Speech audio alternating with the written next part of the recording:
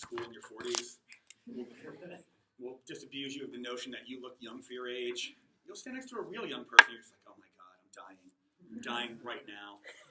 I went to school in the 70s and 80s when I grew up.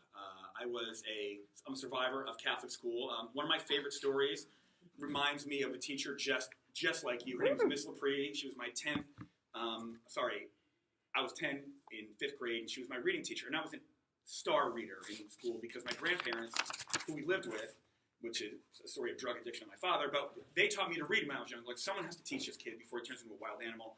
And so I was an excellent reader. And one day, like when you see movies where they're throwing things, and we had that day in class one day, and it just kept getting worse, even to the point where my 10-year-old self was like, I can't believe this happened. Like, planes were flying by, and I was like, this can't be real. And she just screams at the top of her lungs, shut up! And we looked, and she was standing right in front of my desk, and she's shaking in rage, and she says, and she's almost about to cry, she says, the next kid who says one word, and she starts to choke back tears, and I looked her dead in the eye, my favorite teacher, and I smiled at her, and I said,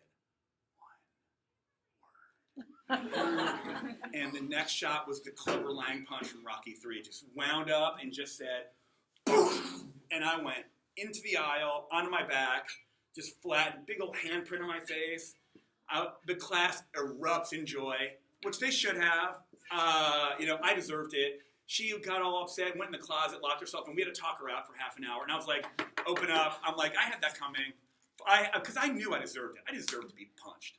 Like, that was the worst thing to do with the nicest teacher. And it's, oh, by the way, school isn't like it is now, okay? Like, in the 70s, your parents sent you to Catholic school when they wanted to farm out their domestic violence. It's like, I would never hit my child. I have people for that. So if I seem happy to be here, or if I seem like a hand raiser, it's because I am. When I was your age, usually starts with them saying how they're better than you. When I was your age, I've been fired from McDonald's 5 times. When I was your age, I was a morning drinker. When I was your age, I flunked swimming, despite the fact that I was an excellent, fast swimmer, because I never went. I also never withdrew, because I didn't know how to get to the office where you withdrew from stuff. I was just that kid. And so, if any of you are scared or whatever, I promise you, this is a nice class. I just got out of a 6-week physiology class where you did 35 hours of homework, plus 16 hours in class, and then you called your boss and said, I'm not coming in for the whole week. And if you have my amazing, amazing boss, I work for the Gay Mafia in a restaurant, and they are the best. I love them so much.